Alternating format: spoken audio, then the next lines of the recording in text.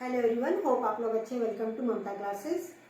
बेटा, हम लोग पिछले टॉपिक को आज कंटिन्यू करते हुए नया चीज़ समझेंगे और वो चीज़ है प्रॉफिट का कैलकुलेशन ऑन टर्नओवर और सेल्स बेसिस।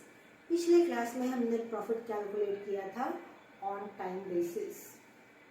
अब इसमें हम लोग प्रीवियस ईयर के सेल्स और प्रॉफिट को बेस कंसिडर करते हैं और इसी बेस के आधार पे करंट पीरियड के सेल्स में से प्रॉफिट कैलकुलेट कर लेते हैं और जो प्रॉफिट आता है उसमें से डिसीज पार्टनर को शेयर दे देते हैं।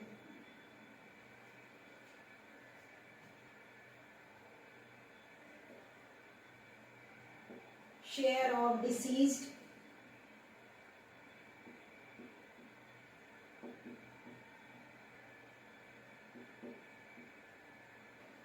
यहाँ जो शेयर कैलकुलेट करेंगे बेटा वो 3 स्टेप्स में करेंगे। सबसे पहले हम प्रीवियस ईयर के प्रॉफिट परसेंटेज को कैलकुलेट कर लेंगे।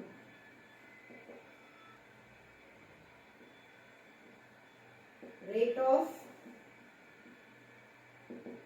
Profit for previous year.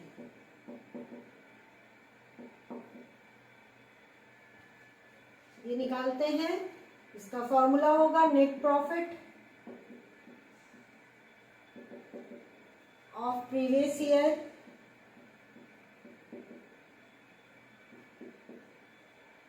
Upon net sales of previous year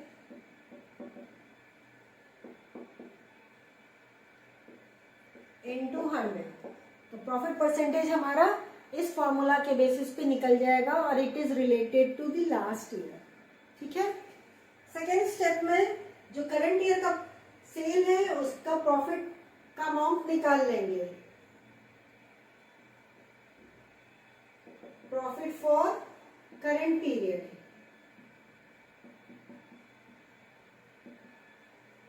is equal to net sales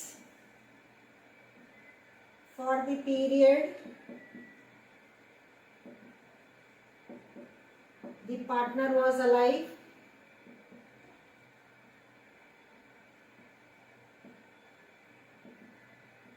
जिस पीरियड में पार्टनर लाइफ था उस पीरियड का सेल्स तो पता होगा ना, तो उसको कंसिडर करेंगे into rate of profit of previous year upon 100। पिछले साल का जो प्रॉफिट परसेंटेज था उससे करंट पीरियड के सेल को मल्टीप्लाई कर देंगे। सपोज कीजिए इट वाज 25% और करंट पीरियड का सेल हमारा 2 लाख है, तो 2 लाख का 25% हम लोग निकाल लेंगे और वो प्रॉफिट तो उस पीरियड का है। अब उस प्रॉफिट में से जो पार्टनर एक्सपायर किया उसका शेयर निकाल लेंगे। ठीक है। Third step,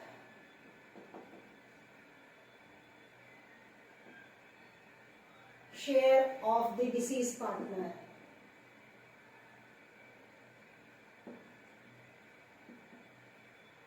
is equal to profit for the current period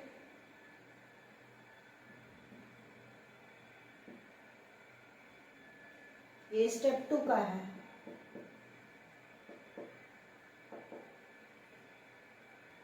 into share of deceased partner।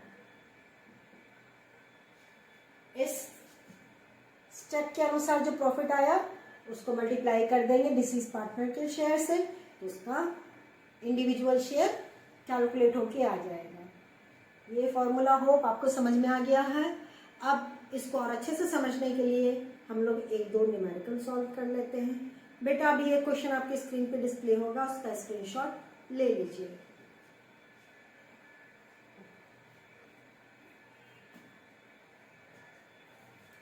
Let's start with the question बेटा। X, Y and Z were partners in a firm sharing profits and losses in the ratio of 2:2:1। 3 partners profit sharing ratio दिया हुआ है The firm closes its books on 31st March every year. 31 मार्च को accounts close होता है. Y died on 24th June 2018. Y की death हो गई बेटा 24 जून 2018 को. Y share in the profits of the firm till the date of death from the last balance sheet was to be calculated on the basis of sales. Profit का calculation करना है for that period, मतलब that is from the beginning of the financial year up to 24th June. ये calculate करना है sales के basis पे. Sales during the year 2017 and 18 was rupees 15 lakh and the profit on during the year was rupees 3 lakh.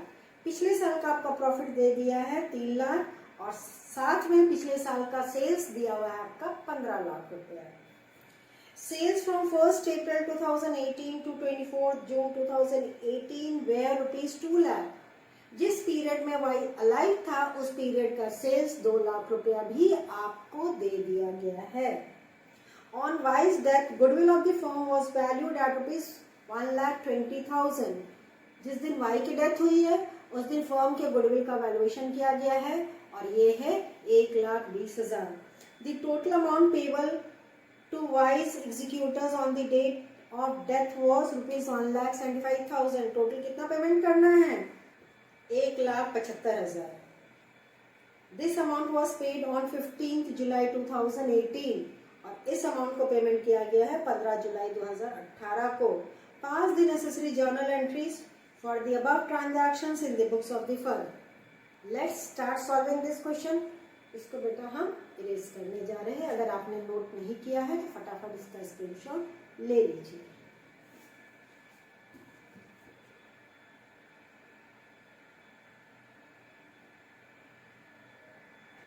चलिए बेटा हमने format draw कर दिया जर्नल एंट्री का. तो सबसे पहले वर्किंग कर लेते हैं तब फिर आगे प्रोसीड करेंगे.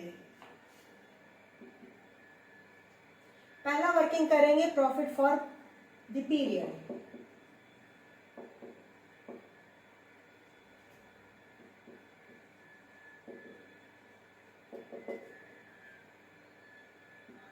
Profit percentage of previous year is equal to rupees 3 lakh.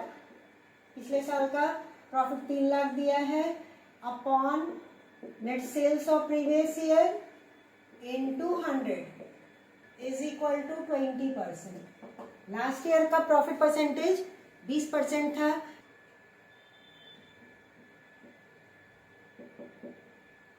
Profit for the period current period is equal to rupees 2 lakh into 20% is equal to rupees 40,000. और अब 40,000 में से वाई का शेयर निकाल लेंगे. पार्टनर्स का प्रॉफिट शेयरिंग रेशियो गिवन है तो उसके बेसिस पे निकाल लीजिए. Y share is equal to rupees 40,000 into 2 by 5 is equal to rupees 16,000. ठीक है ना. तो ये तो प्रॉफिट परसेंटेज के बेसिस पे निकाल रहे हैं. ऑल्टरनेटिवली आप यूनिटरी मेथड भी फॉलो करके निकाल सकते हैं प्रॉफिट. इसको ऑल्टरनेटिवली कर दें, यहाँ कर देते हैं और एक तरफ सेल्स रखिए और एक तरफ प्रॉफिट रख लीजिए. मेरा काम है आपको समझाना, आपको जो आसान लगे वो मेथड फॉलो कर लीजिए. सेल्स हमारा अगर 15 लाख है तो प्रॉफिट है बेटा 3 लाख और अगर सेल्स 2 लाख है तो प्रॉफिट x. ये हमको फाइंड आउट करना है. Cross multiplication. Therefore x is equal to rupees 3 lakh into 2 lakh upon 15 lakh. 0 0 cancel कर देते हैं. 6 लाख को 15 से डिवाइड करना है.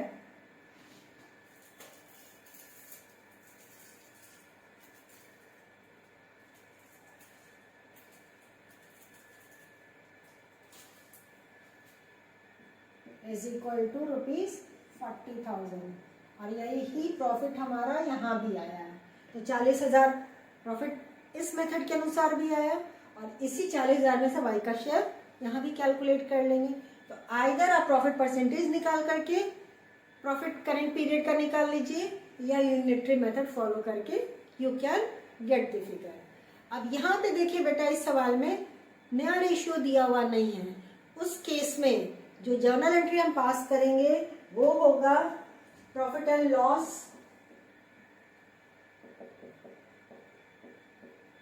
Suspense account debit with ₹16,000 to Y's capital account और ये एंट्री पास किया जाएगा 2018 में जून 24 को, जिस दिन पार्टनर एक्सपायर किया है। Narration Y share in profit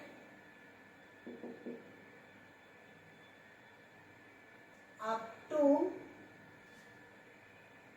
his death।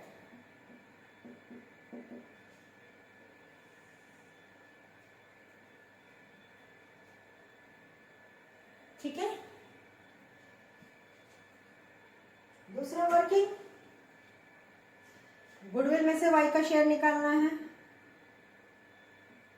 Y share in goodwill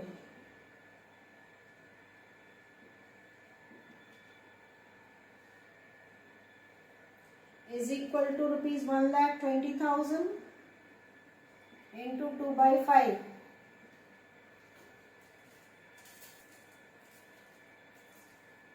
48,000 और ये देगा x और z in their old ratio. Old ratio है 2:1, y का शेयर हटा दीजिए तो बच गया 2:1। तो x और z देगा बेटा 2:1 के रेशियो में। x and z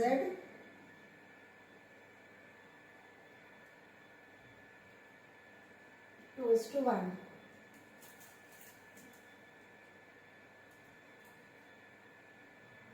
x will give 32,000 and y will give 16,000।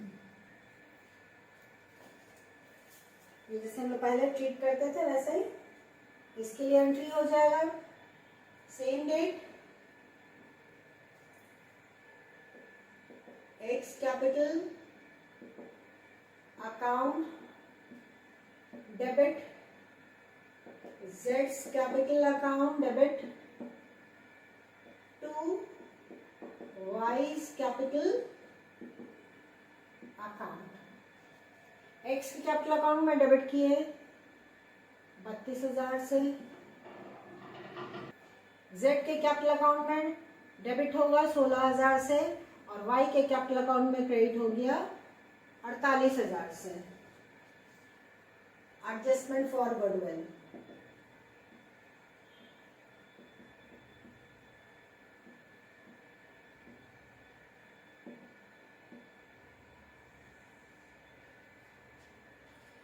Question में क्लियरली मेंशन है कि Y के एग्जीक्यूटर को टोटल पेमेंट किया गया है 1,75,000।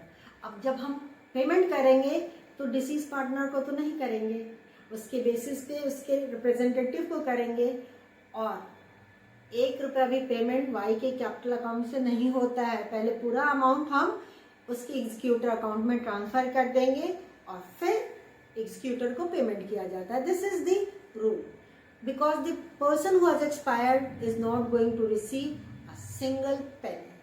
Understood ना? Next, जो जर्नल एंट्री होगा Y's capital account debit,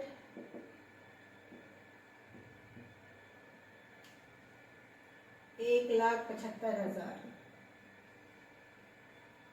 to Y's executors account।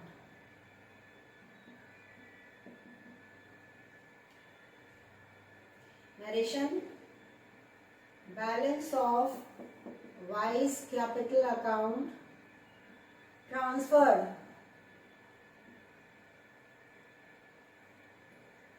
to his executor's account। पहले ट्रांसफर कर दिया और फाइनली पेमेंट करेंगे। पेमेंट करने का डेट है जुलाई 17। Y's executors account debit to bank account.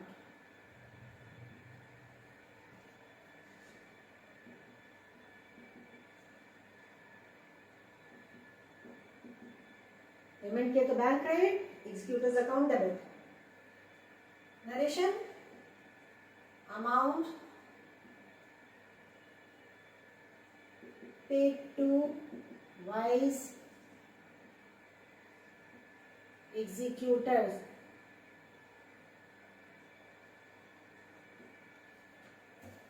खत्म कहानी। होप आज का टॉपिक और न्यूमेरिकल दोनों आपको अच्छे से समझ में आ गया होगा।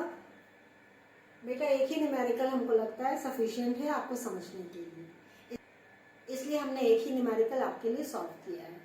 नेक्स्ट क्लास में हम लोग नया टॉपिक समझेंगे। मिलते हैं नेक्स्ट क्लास में, तब तक अपना ख्याल रखिए, खुश रहिए, बाय।